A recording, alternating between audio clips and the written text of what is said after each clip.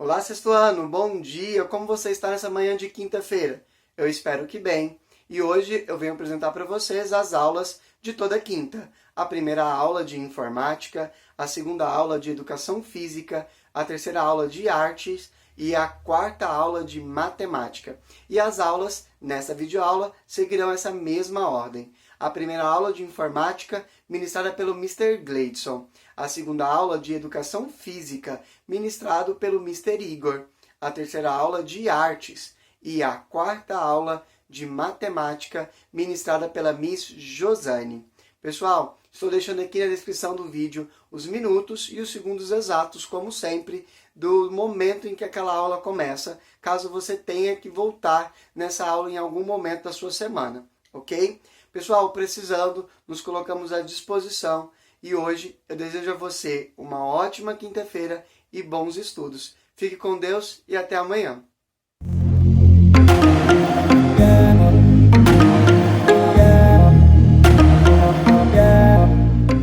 Olá, queridos alunos, bom dia, boa tarde ou boa noite, dependendo da hora que vocês estiverem vendo esse vídeo.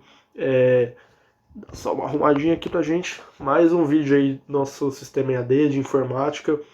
Já estamos aí na nossa primeira semana de junho, olha o tanto que passou rápido. Entramos aí oficialmente em contagem regressiva das férias. Chegar às férias para vocês darem uma descansada, para em agosto o nosso retorno. Estamos aí torcendo para que já seja o retorno presencial, a gente já volte para a sala de aula. E enquanto isso, vamos seguir nossos estudos. E, pessoal, eu trouxe um tema para a gente discutir aí nessa aula, nessa e na próxima, na verdade, dividir ela em duas partes, sobre uma coisa importante para ajudar vocês aí nesse sistema, apesar que já estamos entrando de férias, mas ainda assim, sempre é tempo de aprender, que são cuidados com a saúde nos estudos EAD. O que é EAD? Ensino à distância, que é o que vocês estão tendo nesse período. Nesse período vocês não estão de férias, isso já ficou bem claro até. Vocês continuam tendo aulas, só que aulas por vídeo, por conferência, à distância. Vocês na casa de vocês, nós na nossa, e ainda assim acontecendo esse conhecimento. Essa modalidade de ensino já é uma modalidade de ensino antiga, é chamado de EAD, que é estudo à distância. E essa modalidade, ela tem algumas dicas que podem ajudar vocês nesse período. Algumas dicas aí que eu for citando, vocês vão ver que dá para vocês melhorarem a partir de hoje, a partir do momento que vocês estão vendo essa aula. E algumas dicas aí vocês já devem estar seguindo, eu espero. Mas enfim, vamos discutir isso juntos. E parabenizar vocês pela atividade dos itens do futuro. Eu recebi as atividades de quem fez. Quem me mandou até ontem, eu recebi, dei nota, lancei a nota no sistema. Ficaram bem legais os trabalhos. Da próxima vez, pessoal, pintem. Quem não pintou, pintem os desenhos. Fica mais bonito até. Vocês capricharam na criatividade, já esperavam. Só faltou pintar alguns. Alguns pintaram, outros não. No próximo trabalho que eu pedir, não esqueçam de pintar, tá bom? Mas seguindo aí, pessoal, eu vou dar aí algumas dicas com a saúde nesse ensino à distância. Tanto para a saúde, quanto para facilitar o processo aí desses dias. E a primeira dica é uma dica que vocês já alguns devem estar seguindo, alguns não, que é estabelecer uma rotina de estudos. A rotina, às vezes ela pode parecer um pouco chata, mas ela é necessária. Ela é muito importante no sistema EAD.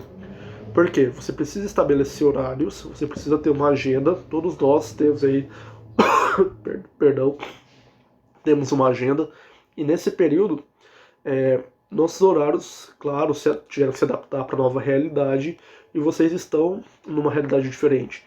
Antes, qual era o padrão de vocês? Vocês acordavam, tomavam banho, alguns não, tomavam café, se arrumavam, iam para a escola, tinham tempo de estudos, voltava para casa, almoçava, fazia tarefa de casa, alguns tiravam uma sonequinha, enfim, tinha uma rotina antes desse período. Agora no sistema EAD, essa rotina precisa se manter. E eu tenho certeza que a rotina começou a adaptar a partir do momento que vocês começaram a ter as lives. Porque se vocês têm live a partir de 8h20, vocês já sabem que tem que se organizar e acordar em tal horário, porque todos os dias, 8h20, vai ter uma live. Então, vocês já estão seguindo uma rotina. E para o estudo EAD, essa rotina é muito importante, porque fica algo formal. Lembrando que esse período, pessoal, vocês estão aprendendo, vocês estão desenvolvendo conhecimento. E vocês vão ver agora nas provas que os professores vão aplicar, que alguns professores já aplicaram prova, que vocês estão aprendendo sim uma modalidade diferente. E a rotina, ela ajuda a formalizar, a facilitar esse ensino. Então, estabeleçam o horário que vocês vão assistir as videoaulas, o horário que vocês vão fazer a tarefa de casa. O EAD tem a vantagem de que você pode escolher esse horário. Quando você estudava na escola presencialmente, por exemplo, você 7 horas da manhã tinha que estar na escola. Você não escolhia a hora que você ia para a escola. Você tinha que estar 7 horas da manhã. Agora você já pode escolher o seu horário de assistir a videoaula, o seu horário de fazer tarefa. Então, se você gosta de já terminou a conferência, assistir a videoaula e fazer a tarefa, estipule uma rotina. Eu vou acordar, vou tomar um café, vou assistir as videoaulas, as conferências, vou assistir a videoaula, vou fazer as tarefas de casa, vou almoçar, vou jogar, vou tirar uma soneca, enfim. Mas estabeleça horários. A rotina ela é muito importante e se você não está seguindo uma rotina, faz um experimento por uma semana, coloca no papelzinho, senta com o papai e com a mamãe, pede ajuda e monta uma rotina. Horário de acordar, de assistir a live, de assistir a videoaula, de fazer a tarefa de casa, etc. Vocês vão ver que isso vai ajudar vocês a ter mais responsabilidade, mais compromisso e vai facilitar ter um dia a dia mais leve. Então a rotina, ela é muito importante. Vocês desde sempre têm uma rotina e agora nesse período EAD não significa que está tudo à vontade. Eu vou assistir a aula a hora que eu quiser. Isso pode atrapalhar um pouco. Então faça esse teste. Quem não tem rotina ainda, coloque o horário de assistir todo dia, o horário que vai assistir videoaula, o horário que vai fazer a tarefa e etc. Então a rotina é muito importante. Seguindo essa dica, vamos para a próxima. Essa dica aqui, pessoal, faltou só uma imagem aqui que sumiu na hora que eu salvei o slide. Que é da moça sentada. Vocês devem lembrar que em sala de aula eu cobrava muito de vocês a forma correta de sentar. Com certeza, na hora que eu falei isso, tem aluno que se lembrou. Lembra no dia das regras do laboratório de informática?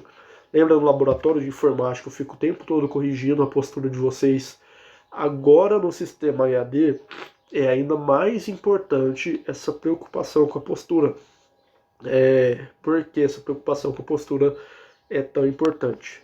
Porque, como eu falei para vocês presencialmente, pode ser que agora não tenham danos nenhum. Mas eu estou sentando torto e tá tudo bem, não sinto dor. Mas, futuramente, em um futuro não tão distante, essa má postura de vocês irá gerar problemas como dores, como má postura para andar. Então, é importante ter uma postura boa correta na hora de assistir as videoaulas. A primeira situação que terei aqui era um quadradinho sentado. Eu acho que vocês se lembram muito bem sobre como é a postura de estar sentado. Se você, na hora de assistir a videoaula, se na hora de você fazer as tarefas, você vai para uma mesa ou algo assim, lembre de sentar direitinho, sempre manter os ombros retos, encostar as costas na cadeira, encostar todo o bumbum na cadeira. Você não senta com as costas, você não fica ali escorregado, quase com a cabeça na cadeira. Você tem que sentar, tem que adaptar ali a sua cadeira. A cadeira ela tem que ter aqui uma parte traseira para você apoiar as costas, para você poder assistir sua videoaula, para poder fazer sua atividade, etc. Isso ajuda a não desgastar a coluna vertebral, isso ajuda a vocês não terem problemas no futuro. Então, sentar corretamente. Para quem assiste no celular, para quem participa das conferências por celular, isso também é importante. Olha aqui essa imagem.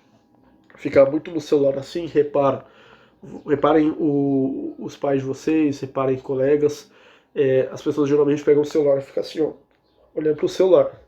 Olha o quanto o pescoço fica inclinado. Isso também faz mal e gera problemas aqui na região do pescoço também. Então, tente levantar o celular o máximo possível, tente ficar o mais reto. Se possível, na hora de assistir as videoaulas ou na hora de participar das conferências, geralmente vocês fazem sentados, sentem, apoiem os braços na mesa e segurem o celular. Para não ficar com essa postura aqui, porque essa postura aqui, futuramente, bem em breve, vai gerar muitas dores para vocês. Então a postura correta é muito importante. Mesma coisa na hora de sentar. Se vocês na hora de assistir a videoaula ou de participar da conferência gostam de estar no sofá, reparem a postura que vocês usam para ficar no sofá. Na verdade, repara a postura que vocês estão agora para assistir a videoaula. Como vocês estão? Estão sentados corretamente, como eu sempre falei na aula presencial, ou estão aí todo torto, estão com a perna lá em cima, estão assistindo aí de qualquer jeito. Então, pessoal, a postura correta para assistir as videoaulas e para participar das conferências, ela é importante. Agora pode parecer besteira, mas lá na frente, ou bem em breve, isso pode gerar alguns problemas para vocês. Então sempre fiquem de olho na postura que vocês estão tomando para assistir as videoaulas. Se está retinho, se está muito desleixado. Ainda mais que vocês devem estar ficando mais tempo do que o normal sentado, mais tempo do que o normal deitado. Se policiem quanto à postura. Outra coisa, não fiquem muito tempo na mesma posição. Não fiquem muito tempo deitado, não fiquem muito tempo sentado. Tá muito tempo sentado, levanta, dá uma andada aí pela casa, vai no quarto, vai no banheiro, vai na cozinha, mas não fiquem muito tempo sentado. São dicas que vão ajudar vocês a ter uma postura bem bonita, a serem pessoas que não terão dores aí quando tiverem um pouquinho mais velhos e conserva muito bem a coluna de vocês, ok? Se policiem quanto à postura. Espero que todos vocês estejam aí sentados bonitinhos. Se não estiver, dá tempo de arrumar. Pisque mais os olhos. Não assim, tá? Isso aqui é só uma imagem ilustrativa. Como assim pisque mais os olhos, professor? Quando vocês estão no computador ou no celular, ele emite uma luz muito forte. Essa luz aí do celular e a luz do computador, ela é muito forte. E ela acaba inibindo um pouco o reflexo de piscar. Sendo assim, o olho vai ficando muito seco. Isso pode causar irritação nos olhos, isso pode causar uma coceira, isso pode deixá-los vermelhos.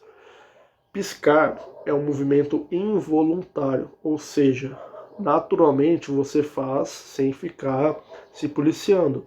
Assim como o ato de respirar, você não fica reparando, estou piscando, tem que piscar, tem que piscar.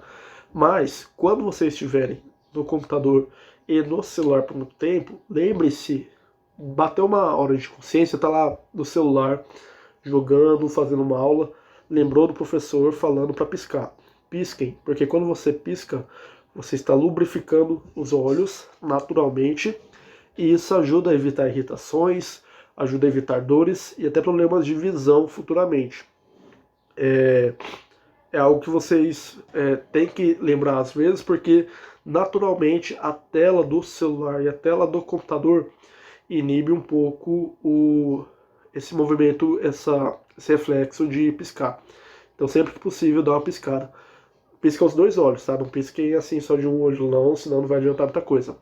Mas lembra de piscar mesmo, assim, tá lá jogando, tá lá fazendo uma atividade, nossa, eu tô piscando. Não, então pisca. Não precisa exageradamente, mas é só uma dica para ajudar vocês a manter até evitar futuros problemas de visão e etc. Então a terceira dica é pisquem mais os olhos, ok? Tranquilo? Vamos prosseguir para a última dica que eu quero dar hoje. Use o celular ou computador em ambiente iluminado. Vocês fazem isso, não fazem? Tenho certeza que fazem, de deitar ali antes de dormir ou algum horário, apagar a luz e ficar mexendo no celular. Como eu falei para vocês, pessoal, até assistindo uma videoaula, se você está lá assistindo a videoaula, o problema dessa imagem aqui não está nem na pessoa estar deitada ou estar na cama, é o fato das luzes estarem apagadas e o celular está com aquela luz muito forte. O celular ele emite, como eu falei para vocês, o celular e o computador, uma luz muito forte. Então isso pode causar problemas na visão, porque força muito os olhos. Então o ideal é que vocês estejam em um ambiente bem iluminado. vai assistir uma videoaula, vai lá fazer suas tarefas lá e vai usar o celular ou o computador, não façam isso no ambiente todo escuro, não. Tentem ir para o ambiente, seja para luz artificial, seja um ambiente aberto, para a iluminação ficar adequada e vocês não terem que forçar muito a visão. O problema é forçar muito a visão só olhando para o celular. Isso daqui, esse ato pode gerar problemas futuros. Como eu falei para vocês, a maioria das coisas vocês fazem errado e acha que tá tudo bem, não tá sentindo dor, não vai ter problema nenhum. Mas aos poucos, futuramente, isso pode gerar problemas de visão, pode gerar dores de cabeça e aqueles problemas nos olhos, irritação, olho vermelho, etc. Então vai assistir uma videoaula, vai fazer uma atividade, deixe o ambiente bem iluminado. Se possível, liga a luz do quarto para manter o mais equilibrado possível. Por isso que alguns aplicativos, e está virando uma tendência, está desenvolvendo um modo noturno. O que é o modo noturno do WhatsApp e outras redes sociais? É quando o aplicativo ele fica com mais tela preta, ou seja, emite um pouco menos de luz, porque o branco ele emite muito mais luz do que a cor preta.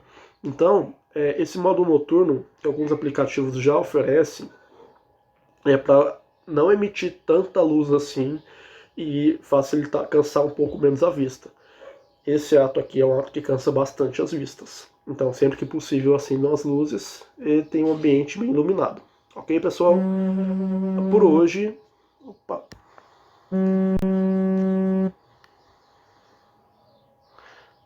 Nossa, tá, teve uma ligação aqui no meio, já resolvi. Por hoje, pessoal, a nossa aula vai só até aqui. Até essa dica aqui, deixa eu arrumar aqui a tela. Pronto.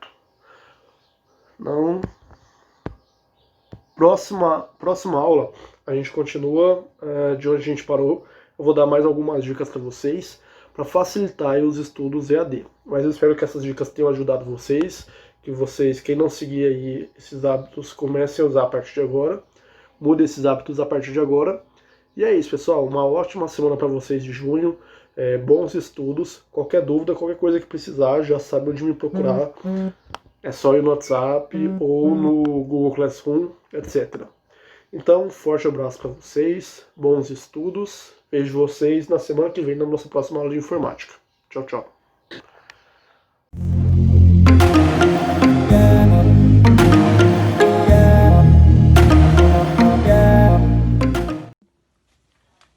Fala aí, turma, beleza? Professor Igor mais uma vez aqui na área para passar mais uma atividade para vocês. Espero que vocês estejam gostando das atividades que eu tenho proposto e espero que vocês estejam fazendo, certo? Hoje eu vim passar uma atividade que nós vamos gastar um pouquinho dessa energia aí que vocês estão acumulados. Espero que vocês façam e se divirtam bastante. Chamem alguém para participar com vocês para que vocês possam fazer. Ó, nós vamos precisar de dois materiais, meia e barbante, certo? Por que meia e barbante? Nós vamos construir uma escada de agilidades. Eu vou colocar aqui para vocês verem. Estão vendo? Construir uma escadinha. Vou colocar um espaço. Eu coloquei um espaço de 2 passos meus, separando uma meia da outra e fechei os lados com o barbante. Eu coloquei um cardacinho colorido aqui para que vocês possam ver. Como que a gente vai fazer? O professor vai passar para vocês 5 formas de se fazer. Eu vou demonstrar as 5 e aí vocês vão fazer cada uma dessa forma, vocês vão fazer 5 vezes, ok? Vamos lá? Espero que gostem da atividade de hoje. Eu particularmente adoro essa escadinha de agilidade, ok? Vou mostrar, hein? Eu vou mostrar uma por uma e depois o professor explica outra forma para vocês anotarem. Primeiro, ó, o que vocês vão fazer?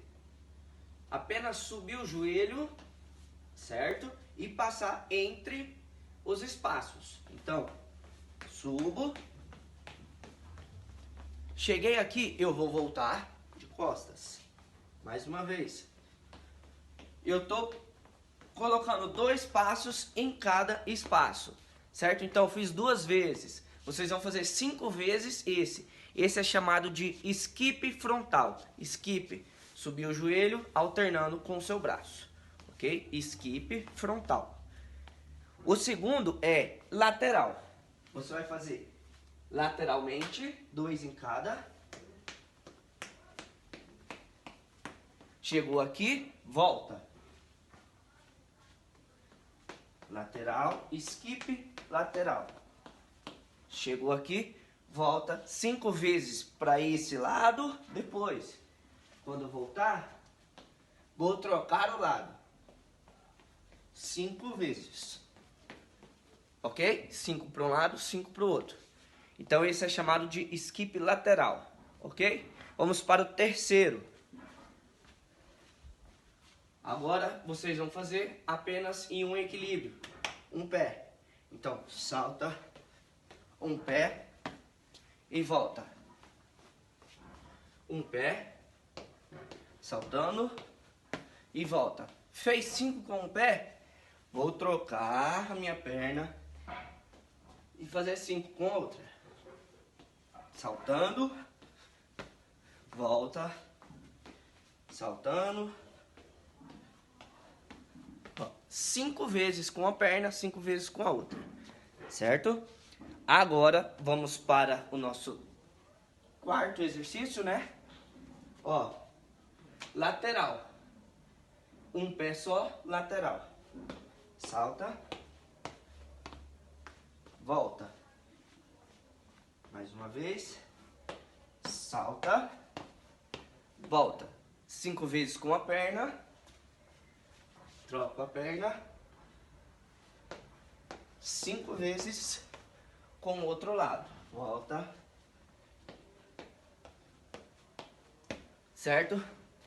Agora nós vamos para o nosso último, nosso quinto exercício, a quinta maneira. Vocês estão vendo que tem o cordãozinho e os espaços, né? Então vocês pisam fora, dentro, fora, dentro, fora, dentro. Ok? Esse é o polichinelo na escadinha. Então, ó, vocês não façam polichinelo? Dentro, fora, dentro, dentro, fora, dentro, fora, dentro. Ok? Então são as 5 maneiras. Vou repetir para vocês quais são as maneiras. Primeiro, skip frontal, 2 em cada espacinho. Próximo, segundo, skip lateral, lateral 2 em cada, faço 5 para um lado, 5 para o outro. Depois, uma perna só, frontal, saltos frontais, 5 para um lado, 5 com a outra perna. Depois, lateral, uma perna só, 5, troco o lado, 5 com a outra. E termino fazendo o polichinelo. Fora, dentro, polichinelo, ok? 5 vezes. Entendido aí, gente? Espero que, ó, vocês façam essa, gasta energia aí que tá acumulada e chame alguém para fazer com vocês, compartilhe com um amigo de vocês e espero que vocês gostem de fazer. Show? Até mais, gente!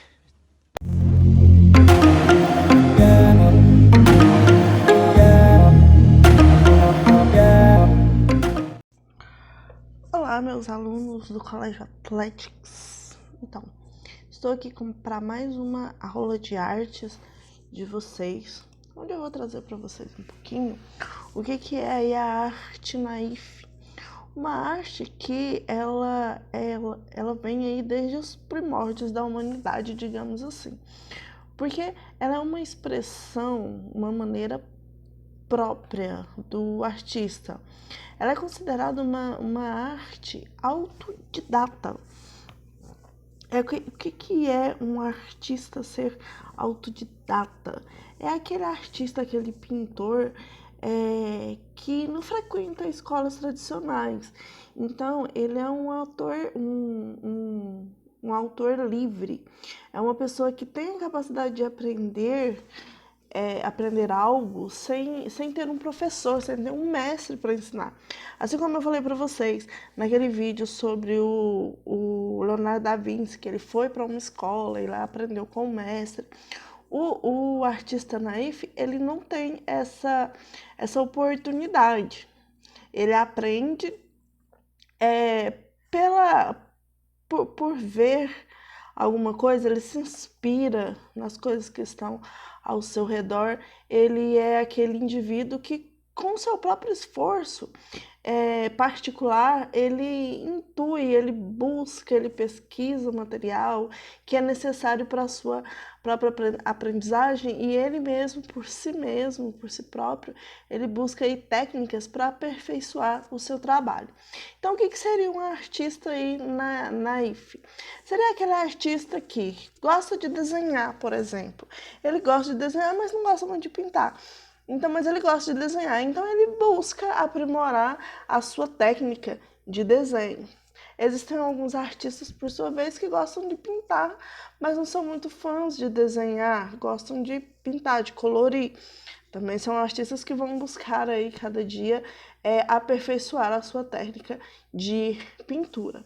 Então, dentro da arte naif, ela tem essa liberdade, ela não se cobra do artista naif, que eles tenha uma pincelada rápida, ou uma pincelada precisa, ou que ele use o pontilhismo, ou que ele use rabiscos.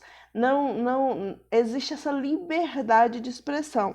O artista naif, ele pode pintar ou colorir ou desenhar da maneira como ele achar melhor.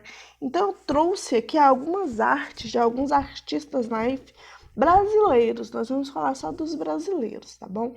Que é uma proximidade mais com a nossa cultura. E o artista naif tem tudo a ver com essa questão aí da cultura.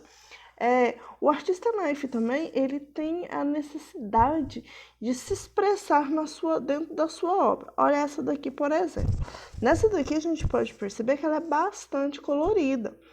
Se nós formos pensar nas obras, nas paisagens brasileiras, por exemplo, dificilmente a gente vai encontrar um local onde tenha todo esse colorido, todo esse florido em um ambiente só. Então, o artista, ele tem essa liberdade. Esse daqui, ele mistura, vocês podem perceber que ele mistura linhas e traços, ele mistura aí a questão do pontilhismo.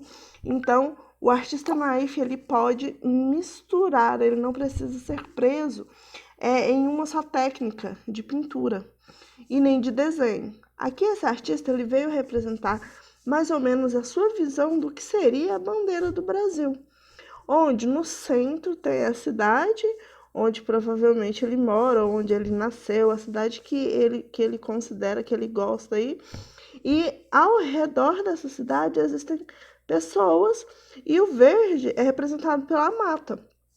Só que nesta obra aqui é uma mata diferente, é uma mata mais colorida, que expressa aí a diversidade da mata que existe no Brasil.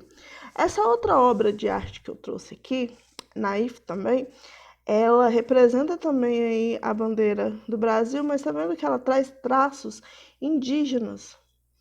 Então, provavelmente, esse artista é uma artista que está em contato com a natureza e em contato com aldeias indígenas. Porque a arte naif, ela expressa os sentimentos que o artista tem. Se você não tem contato com o indígena, não fala com indígenas, não pensa sobre os indígenas, então provavelmente as suas obras de arte, quando você for representar a sua obra de arte, ela não vai ser expressada através de desenhos com índios, porque não faz parte do seu cotidiano.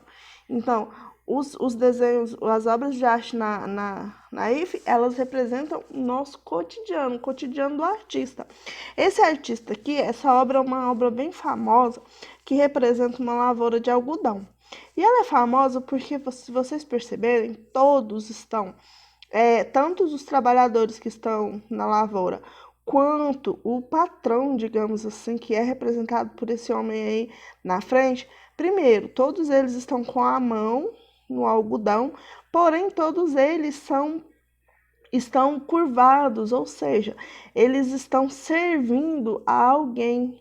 Nesta obra aqui, o artista quis representar exatamente isso, que nem mesmo o dono das lavouras, eles são livres, eles podem fazer o que eles quiserem, porque eles também têm que prestar contas Principalmente aí, né, na época em que essa obra aqui foi criada, foi uma época em que o Brasil passava por um período de grandes transformações aí na lavoura, onde o Estado ele veio interferir um pouco mais na produção agrícola no Brasil. Então, esta obra aqui quis trazer, quis expressar essa indignação do artista diante do fato de, mesmo sendo dono da terra, ele não poder fazer da terra o que ele queria. Ele tem que prestar contas a uma outra pessoa,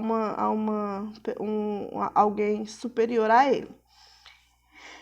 Então, como eu disse, as obras naif, em geral, elas falam sobre o cotidiano das pessoas, o cotidiano do artista. O artista naif, ele é um artista, assim, que desde muito jovem ele tem essa propensão a desenhar, a criar a sua própria arte, e tenta aí se desenvolver de alguma forma a sua técnica. Normalmente elas retratam o dia a dia mesmo desses artistas, dessas pessoas. Essas obras, elas são o testemunho da própria vida do artista, utilizando tudo o que está à sua volta. A natureza, dentro do Brasil, por exemplo, a natureza ela é bastante representada. Ele pode usar também paisagens, matas, animais, cidades. Então, tudo que está ao alcance do artista pode ser usado. Essa obra aqui, como vocês podem ver, representa aí uma festa junina, que, aliás, eu estou com saudade. Quer dizer, estou com saudade não, né? A gente não vai ter. Mas, enfim, várias pessoas em torno da fogueira, algumas bandeirolas, a gente percebe que é aí uma festa junina, certo? As pessoas estão dançando quadrilha em volta da fogueira. Esse artista provavelmente é um artista que presencia dentro do seu dia a dia essas festas, provavelmente no Nordeste. Essa outra obra aqui, ela é representada 3 pessoas soltando pipa, 3 crianças soltando pipa. Nós podemos afirmar com certeza que se trata de uma obra do Norte. Por quê? Porque olha só o cacto bem aí. Se você, goiano, que nasceu aqui em Goiânia, se você for representar uma pintura, for fazer de alguma forma uma arte aonde você vai representar o seu dia a dia, o seu cotidiano, você não vai desenhar aí uma árvore, um cacto. Porque o cacto ele não está presente no nosso cotidiano. Já no cotidiano dessa artista aqui, Rosângela Borges, está presente. Então, ela desenhou as crianças soltando pipa e desenhou também algo que está bem presente no dia a dia dela, que é o cacto, certo? Nesta outra obra aqui, uma família com uma criança no colo, abundância, tá vendo os peixes aí? Peixe, carneiro. Então, quer dizer que cabras, acho que é cabras, né? Cabras, dentro de uma cidade, ou seja, esta obra aqui está representando exatamente essa abundância, essa vida abundante, onde o casal aqui ele não tem que se preocupar com nada, ele tem tudo que ele precisa. Ele tem a comida perto dele, ele está com o filho dele, ele está próximo das pessoas que ele gosta, as pessoas que ele gosta, que estão aí ao redor dele, aí, são pessoas que estão felizes. Então, os artistas naif, eles representam eles representam o seu dia a dia, o seu cotidiano, as coisas que eles veem naturalmente no dia a dia deles. Essa arte também, ela representa muito, dentro do Brasil ela é bastante representada, porque o Brasil tem uma cultura, uma diversidade cultural enorme. Então, que vai desde festas até a cultura, o folclore brasileiro mesmo. Então, assim, o Brasil, ele tem essa tendência muito forte justamente por isso. Aqui é uma festa brasileira, festa junina, né, que eu já tinha apresentado no outro slide. Mas assim, as festas brasileiras, elas são bastante, muito representadas. Se você for pesquisar arte naif, você vai ver muitas festas sendo representadas.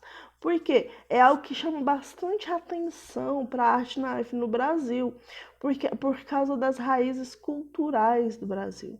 Então, os quadros naif, as obras aí naifs, elas tendem a ser bastante coloridas, com bastante cores, bastante técnicas sendo utilizadas, e ela chama a atenção justamente por essa rica cultura que existe no Brasil, que retrata não só as regiões, mas também o folclore de cada região, as cidades brasileiras, que possuem algumas características que chamam a atenção mesmo, e principalmente as suas cores. A arte naif, ela é colorida. Aqui uma outra festa junina também. Olha só, dentro desta obra, a gente pode ver que é de uma cidadezinha, uma cidade pequena, uma cidade interior, onde as pessoas estão brincando. Existem algumas pessoas que estão montadas em cavalos. O artista está representando uma festa que provavelmente é uma festa que ele participa, que ele vai bastante. Aqui, o boitatá, que também é uma representação do Nordeste, que está representada na arte naif. Aqui é a cidade do Rio de Janeiro. Como eu falei, algumas cidades, elas têm características específicas. Quando você vê, você já sabe do que se trata. Nesta obra aqui, quando você vê o Cristo, você já sabe que está sendo representada a cidade do Rio de Janeiro. Aqui também a gente consegue perceber que é o sertão. Lembra daquelas pipas? Essa artista aqui é a mesma artista daquelas três crianças que estavam soltando pipa. Lembra que eu falei aí do cacto que estava presente? Ela é uma artista aí do sertão que desenha tem várias obras que representam o sertão. E aqui, olha só, novamente o cacto, só que dessa vez o cacto está florido. Duas mulheres pegando água, porque é uma região seca. O sol está bem forte lá atrás, tá vendo que o sol, ele tá realmente no seu auge. E aqui do ladinho, tá vendo uma árvore bem seca? Então, aqui ela representa exatamente aquilo que ela vê no seu dia a dia. Aqui uma outra, aqui, quando a gente olha para isso daqui, automaticamente, lembra quando eu falei que algumas coisas são bem específicas, algumas cidades são bem específicas? Esse artista aqui, ele está representando aí Salvador, onde tem as baianas, capoeira, a cidade do Pelourinho lá atrás. Então, assim, algumas obras, elas são bastante específicas. Quando você olha para aquela obra, você já sabe do que se trata, por causa da especificidade da cidade. Aqui, uma outra festa presente aí no carnaval, que é o frevo, onde tem os bonecos de Olinda e as pessoas dançando frevo aí com as sombrinhas, algo bem característico. Quando você olha, você já sabe, como eu falei, do que se trata, o que está sendo representado. Então, no mundo inteiro existem artistas que são classificados como artistas naif, por causa da sua expressão, da sua liberdade. E esses artistas, eles inventam aí a sua própria linguagem. O Brasil, eles têm se destacado na arte naif justamente por causa das várias etnias que existem no Brasil, as várias crenças. E isso vem fazer com que essa arte, dentro do Brasil, ela vem produzindo bastante obras, e cada uma mais interessante do que a outra, e de forma que a arte naif está sendo representada no Brasil e fora do Brasil também. Várias pessoas vêm observando a arte naif como algo grandioso dentro do Brasil, justamente por causa das regiões aí. O Brasil, ele é um país enorme, gigante. Então, cada região produz as suas obras e cada região tem aí a sua marca registrada dentro das suas obras, certo? Atividades. O que eu proponho para você? Você vai fazer uma obra, a sua obra. Como eu falei, o artista naif é aquele artista que não tem um mestre, que não segue uma escola, que não segue uma única técnica de desenho. Então você vai produzir a sua obra, qualquer obra que você quiser. Você vai fazer um desenho. Lembrando que a obra naif, ela é colorida. Então você vai representar algo do seu dia a dia. Olha só, eu coloquei aqui um farol. Por quê? No nosso dia a dia, no dia a dia do goiano, existe farol? Não, não existe farol. Então, é algo que vocês não vão desenhar. Por quê? Não é o nosso habitual, não existe. Ou existe? Eu acho que não existe farol. Pelo menos eu nunca vi dentro de Goiás, porque os faróis eles são aí dos mares, né? Para os navios se localizarem.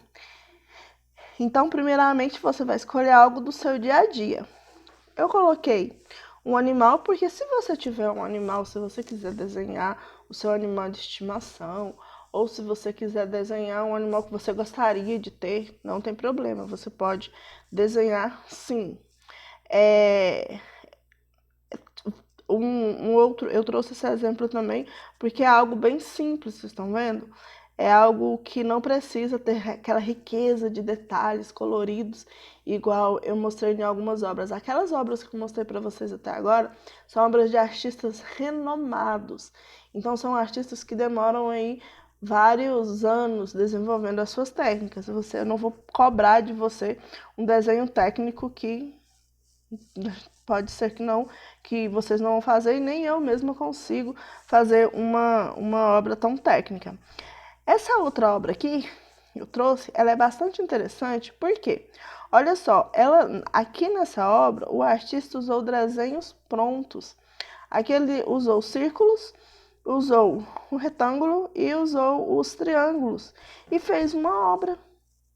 Então, você pode usar aqui, como eu disse, é um desenho que representa o seu dia a dia. Então, aqui está sendo, esse artista aqui, ele representou uma tenda de circo, porque ele foi criado com circo. Então, ele quis representar nessa sua tela, nessa sua obra, o circo, onde tem lá aquele picadeiro enorme, onde ele aprendeu a ser um artista. Então, você não pode fazer um desenho simplesmente porque é mais fácil fazer desse jeito. É algo que representa o seu dia a dia. Aqui ele está representando a tenda do circo, no qual ele foi criado. Essa outra obra aqui, como eu falei, o artista naif, ele tem liberdade de expressão. Para alguns alunos, a gente fez uma atividade falando sobre o autorretrato. Você pode também fazer aí o seu autorretrato ou fazer o retrato de alguém. Um retrato da sua mãe, um retrato da professora, um retrato da professora preferida. Você pode fazer também. Você pode usar para fazer um autorretrato ou um retrato de alguém que você queira fazer, seu irmão, sua avó, qualquer pessoa que você queira desenhar. Olha, eu não trouxe aqui esse exemplo, mas eu tenho um artista que eu acho muito interessante, porque ele gosta muito de desenhar sorrisos. Então, se tem alguma coisa em alguém que você acha interessante, que você gosta, o sorriso da sua mãe você acha muito bonito, então desenhe o sorriso da sua mãe. Ou, não sei, a expressão do olhar do seu pai, desenhe essa expressão. Ou se você acha alguma coisa interessante em você mesmo, seu sorriso, seu olhar, alguma coisa em você que você gosta, você também pode desenhar, pode fazer a sua obra através desse desenho, tá ok? Aqui, eu trouxe, como eu falei para vocês, eu ia trazer várias opções. Essa opção aqui é uma das opções mais simples, onde esse artista aqui, ele desenhou uma planta, e essa planta ele desenha apenas com um pincel. ele não usa desenho e ele não desenha para depois pintar, não, ele usa diretamente o pincel para fazer essa sua tela, para fazer essa sua obra. E aqui do lado ele desenhou a flor que viria dessa planta. Então, aí não tem caule, tá vendo que não tem um caule que liga essa flor nessa planta? O artista diz que tem um caule, eu não vejo também. Mas enfim, a obra é do artista. E o artista diz que tem sim um caule que está segurando essa planta, essa flor nesta planta. Então você pode desenhar e também fazer a sua obra de arte inspirada aí nesta obra, se for da sua vontade. E que por último eu coloquei um desenho bem simples. É um desenho que parece ser um desenho de criança, mas pasmem, não é. Esse desenho aqui, ele é um desenho de um artista, não, ele não é muito famoso, mas ele é de um artista aí que vem crescendo aí na arte, na IF, porque ele é um artista, ele é um senhor de 64 anos de idade, 74 anos de idade, que ele não sabia escrever, ele só sabia desenhar. E não esses desenhos aqui, né? Ou desenhos mais complexos. E aí ele quis expressar um desenho mais simples e escrever nesse desenho. Aqui nesse desenho, ele colocou aí o seu dia a dia. O que ele faz depois do dia de trabalho que ele tem? Ele tem aí uma criação de galinhas, aí as galinhas, tá representada só em uma galinha, né? Enorme aqui no fundo. Vários vizinhos que ele considera como pessoas amigas, que ele gosta de conversar. E também ele representou aqui como se ele estivesse na frente da televisão. Tá vendo que as casas têm antenas? Então, essas antenas aí, quando ele fez esse desenho, ele quis representar exatamente essa novidade que era, primeiramente, a luz elétrica e, segundo, a televisão dentro da vida, não só dele, como da vida dos seus vizinhos também. Então, é uma obra importante vocês pensarem aí na obra Naif. Ela é colorida. Então, eu não vou aceitar nenhum desenho que não seja colorido.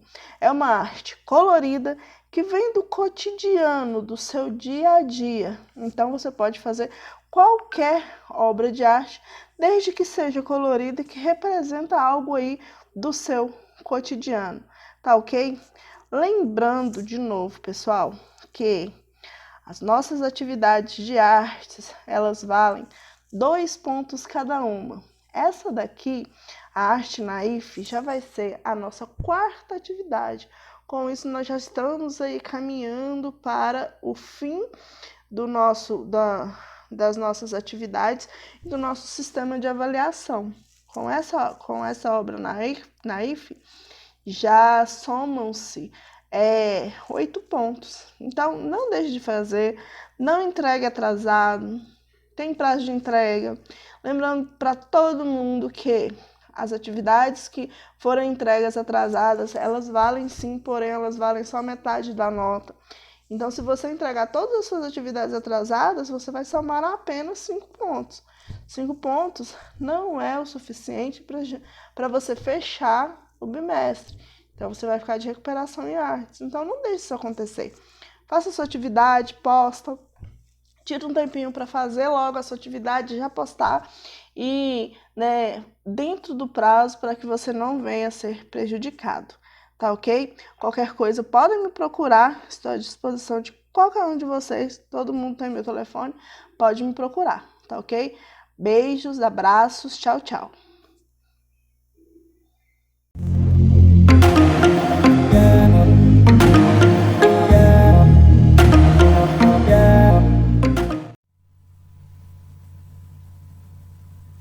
Bom dia, olha o que eu trouxe para vocês, uma fotinha lá do fundo do baú. Essa foto foi quando a equipe FTD fez uma visita na escola e houve a premiação dos alunos de destaque, né? Então tem a foto de vocês próximo do carro de corrida de verdade, o piloto, o professor Igor, e alguns dos nossos alunos. Então, assim, saudade. Saudade é o que define essa foto. Tô morrendo de saudade de vocês. E vamos continuar com a aula de divisores e exercícios. O que eu apresento agora para vocês são as respostas dos exercícios que eu resolvi na live de hoje, dia 4 de junho. E eu trago aqui as respostas, conforme eu disse na live, que eu ia trazer o registro para vocês anotarem depois no caderno e conferir a resposta de vocês. Tudo bem? Mais adiante eu tenho uma proposta de trabalho para vocês e um videozinho para vocês assistirem. Vejamos. Então, aqui na página 36, o exercício 1, ele pede para você conferir as divisibilidades, né? E você tem que completar quais são os números divisores, dando a opção 11, 16, 15 e 13. Esse exercício é você fazer a divisão e saber qual exercício que dá certo na divisão exata, ou seja, resto zero. Então, a letra A, a resposta é 13, letra B é 11, a letra C é 16 e na letra D a resposta é 15. Já fizemos na live, hein? Qualquer dúvida é só me falar. Na própria página 36, o exercício 2, também dá umas charadinhas e você tem que saber qual é a resposta, né? Por exemplo, tem uma menina que fala, pensei em um número entre 390 e 400, esse número é divisível por 3 e por 4.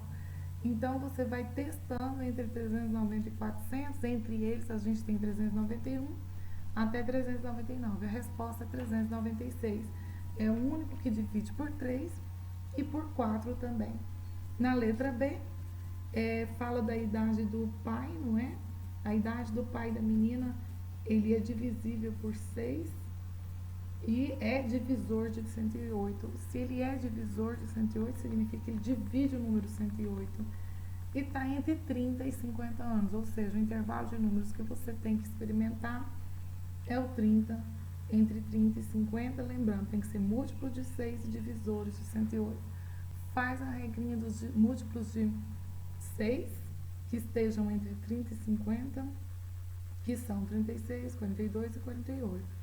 E dos divisores de 108, que estejam também entre 30 e 50. E vai dar o 36. Então, a resposta é 36. Na letra C, aparece um menino falando dos Jogos Olímpicos, que acontecem de 4 em 4 anos, então tem que ser divisível por 4. E pergunta em que ano serão os próximos jogos depois de 2021. Aí você testa 2022, divide por 4, vai ver que dá resto 2. Testa 2023, dá resto 3. E testa 2024 e dá uma divisão exata. Então, é 2024 que vai acontecer as próximas Olimpíadas. Na página 37, aparecem as figuras e você tem que identificar as sequências, de forma que a sequência seja mantida, a correspondência. E você percebe essas respostas: 667 o cilindro, depois é pirâmide, cubo, cono, pirâmide e cubo novamente. Todos explicados na live. Vocês têm uma atividade, então, para fazer em casa. Vocês vão pesquisar e responder no caderno qual é a regra para dividir por 2. Será que toda vez eu vou ficar testando? Não. Existem regras e você vai ter que aprender para ganhar tempo. Regra dos divisores da divisibilidade por 2, regra da divisibilidade por 3 e por 9, elas estão juntas porque elas são bem parecidas. A regra da divisibilidade por 4, por 5. Você já percebeu que a tabuada do 5, tudo termina em 0 e 5? Será que é por acaso? Disso aí sai uma regra, hein? É uma dica, vocês vão pesquisar. A regra de divisibilidade por 6 e, por fim, a regra de divisibilidade por 10. São regras, então vocês podem pesquisar no YouTube, no Google, no livro de vocês, fiquem à vontade. Façam no caderno, bem colorido, os exemplos, tira foto, manda para mim.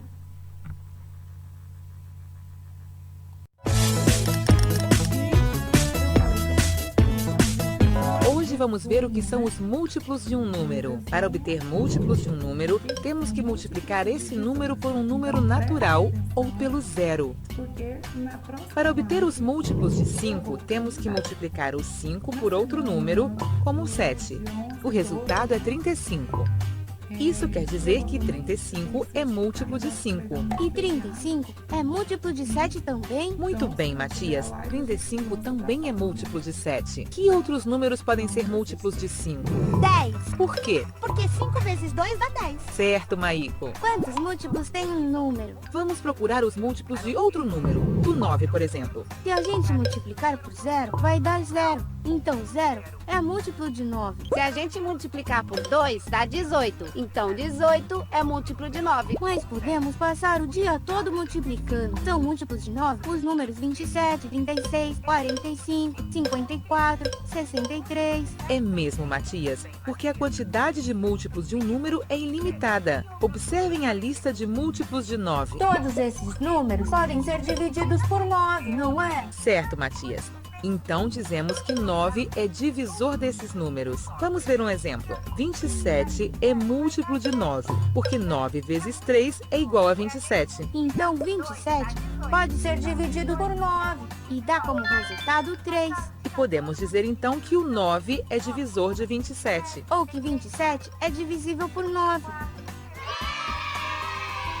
Oi, Matias, tudo bem? Tudo bem. O que você está fazendo com esses pirulitos? Vou fazer pacotes. Assim posso vender por um bom preço. Mas não sei como fazer para que não sobre nenhum e para que a oferta seja atrativa. Quantos pirulitos você tem? 36. Não deve ser difícil. Você tem que pensar nos divisores de 36. Como é que era? Pense que você tem 36 pirulitos e deve fazer pacotes com a mesma quantidade de pirulitos em cada pacotinho. Claro. Então tenho que procurar os divisores de 36. Muito bem. Os divisores de 36 são 1, 2, 3, 4, 6, 9, 12, 18, 36. Então os divisores indicam Quantos pirulitos posso pôr em cada sacola? E também, quantos pacotes você pode formar? Qual é o mais conveniente? Acho que podemos embrulhar de 3 em 3 e vendê-los um pouco mais barato. E quantos pacotes você vai ter? Vou ficar com 12 pacotes de 3 pirulitos cada um. Ei, inscreva-se. Não se esqueça de responder a pergunta e continuar aprendendo com os próximos vídeos. Os divisores de 36 são 1, 2, 3, 4, 6, 9, 12, 18, 36. Então os divisores indicam Quantos pirulitos posso pôr em cada sacola? E também, quantos pacotes você pode formar? Qual é o mais conveniente? Acho que podemos embrulhar de 3 em 3 e vendê-los um pouco mais barato. E quantos pacotes você vai ter? Vou ficar com 12 pacotes de 3 pirulitos cada um. Ei, inscreva-se. Não se esqueça de responder a pergunta e continuar aprendendo com os próximos vídeos. é isso aí. Tenham um ótimo final de semana e vocês têm muito trabalho pela frente. Tchau, tchau.